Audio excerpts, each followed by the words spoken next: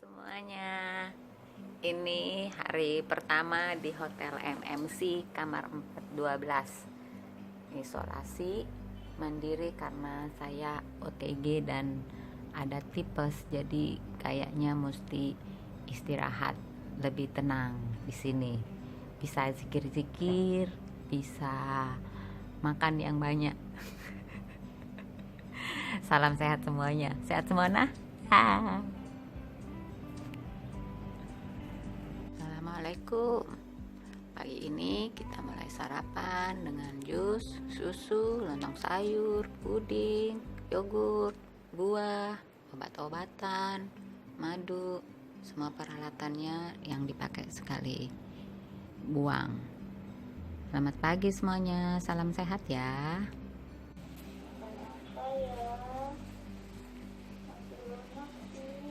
Masih lunak ya. Dokter hari ini nggak datang ya? Dokter siapa ibu? Dokter Ade. Dokter Ade. Sore, besok. Coba nanti ditanya lagi ya. Kayaknya sih belum. Ya nggak apa-apa sih. Nggak ada keluhan ini kok. Kata ambil dari dulu. Alhamdulillah hari ini Jumat tanggal 19 Juni 2020. Saya kemarin dapat berita bahwa semua keluarga di rumah dan sopir hasil swabnya negatif. Senang, berarti cuma saya memang yang terpapar. Kemudian kemarin juga dokter bilang bahwa saya udah boleh yoga, udah bisa makan apa aja. Jadi udah senang banget nih. Tadi baru selesai swab yang kedua. Doakan, mohon didoakan mudah-mudahan kali ini hasil swabnya bisa negatif. Jadi kalau kita menjadi atau menjadi penderita COVID ya, saya bilang kita nggak perlu malu, karena toh ini penyakit bukan akibat berbuat maksiat. Tegar saja, hadapi, tawakal, toh siapa saja bisa menimpa, namanya musibah. Mau menteri, mau perdana menteri, pedagang pasar, satpam, semua bisa terpapar. It happens. Musibah itu bisa terjadi kapan saja dan bisa menimpa siapa saja. Betul, kita ini apalah, Nabi Muhammad manusia terbaik juga pun bisa kena racun, apalagi cuman kita ini ya. Jadi yang perlu kita lakukan adalah tegar, ikhlas, bisa tawakal, maju terus, gas, go for it. Karena yang akan merasakan nanti tidak enaknya, yang kita takutkan adalah kalau kita nyesel, nanti sudah sesek baru cari pertolongan, atau sudah ada keluarga di rumah yang terpapar baru kita nyesel. Dan itu yang akan mengalami, yang akan menyesal itu kita sendiri, bukan orang lain. Yang akan merasakan sakitnya kalau sudah terlambat kita sendiri, bukan siapa-siapa. Tidak usah dengarkan, tidak usah pikirkan apa kata orang lain, tapi kita berbuat yang terbaik untuk diri kita dan keluarga kita. Kalau kita mau swab tes mandiri itu biayanya kalau di rumah sakit pemerintah itu setengah harga daripada di rumah sakit swasta. Jadi mungkin ada baiknya mencari info-info dulu sebelum melakukan swab test, apalagi kalau bayar sendiri. Alhamdulillah kalau swab test asuransi kami masih mengcover semuanya. Jadi pengalaman di rumah sakit, alhamdulillah waktu itu malam, kami tiba malam di rumah sakit ini karena kan habis dari sini ke rumah sakit pemerintah malam, baru kami tiba lagi di sini. Waktu meninggalkan rumah saya cuman berdoa mudah-mudahan saya bisa segera ketemu lagi dengan anak-anak di rumah. Pas masuk di rumah sakit di sini, saya masuk isolasi, saya pikir that's it, saya tidak akan bertemu lagi dengan keluarga saya beberapa hari ini. Saya nggak tahu berapa lama saya akan dirawat, tapi setelah ini semua terisolasi. Yang mau ketemu dengan saya itu harus dengan full pakai astronot, dan itu tidak memungkinkan untuk keluarga. Jadi dengan kuat-kuatan hati kita dadah-dadahan di ruang isolasi. Baik-baik ya, doain mama, maafin mama, semoga mama cepat keluar. Di dalam ruangan isolasi sekitar hampir 2 jam karena kamar dipersiapkan, merenung.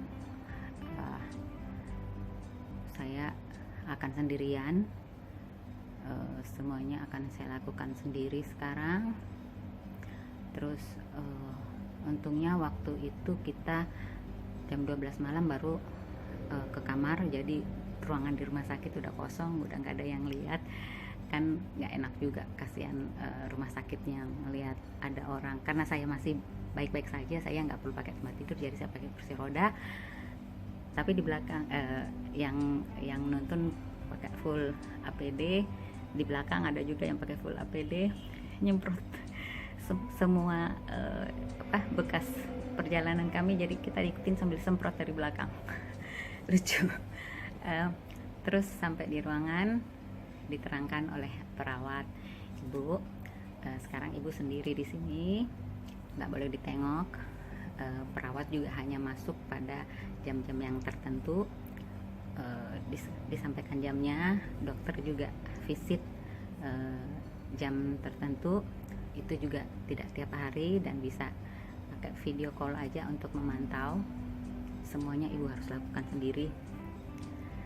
Oke, yang sulit waktu hari pertama karena masih pakai infus, jadi mandi ke kamar mandi bolak-balik, apa itu semua dengan masih tentang infus. Untungnya infus saya cepet dicopot karena memang toh saya ini OTG, nggak ada demam, nggak ada batuk dan segala macam, hanya lemas dan sakit tenggorokan aja waktu itu. Jadi yang lucu kalau suster, jadi kami komunikasi dengan perawat hanya melalui speaker. Kalau ada apa-apa hanya melalui speaker, kita tidak bisa memanggil setiap saat perawat masuk ke kamar.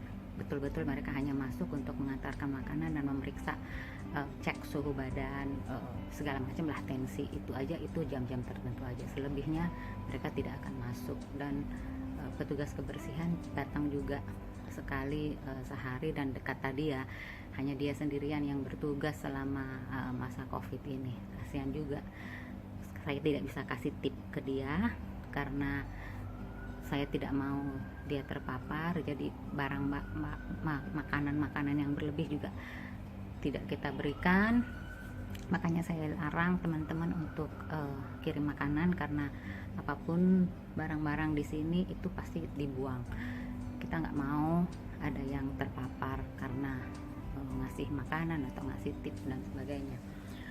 Jadi itu. Terus untungnya di sini dokternya sangat baik, ngasih semangat, jadi yang nggak nakut-nakutin. Jadi waktu saya bilang, dok, tenggorokan saya sakit, dia bilang, masih bisa makan nggak? Masih bisa. Ya udah, nggak apa-apa. Ya udah, kita jadi tenang. Terus kadang-kadang kalau dok, saya lemas, ibu kan lemesnya karena kamarnya kecil, nggak bisa kemana-mana, kamar kecil. Oh gitu ya, iya ya, kali saya juga nggak pernah kena matahari jadi lemes. Ya iya gitu, nggak apa-apa. Ya udah ya, jadi dokter dan susternya bisa diajak ngobrol, jadi enak lah. Sehari-hari ngisi waktu aja dengan ngaji, baca cerita-cerita lucu. Saya lupakan semua berita tentang COVID, mau baik mau jelek, nggak ada. Dunia saya isolasi diri saya dengan hanya mau membaca dan menerima info-info yang baik menurut saya.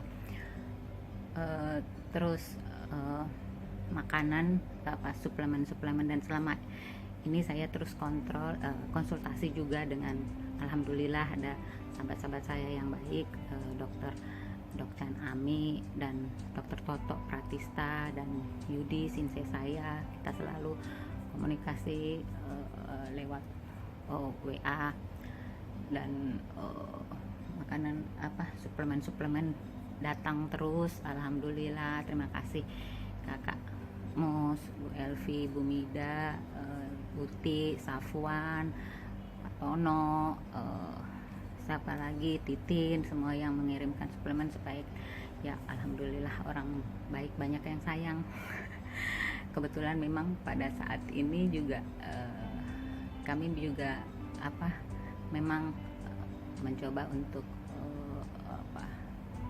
sendiri dan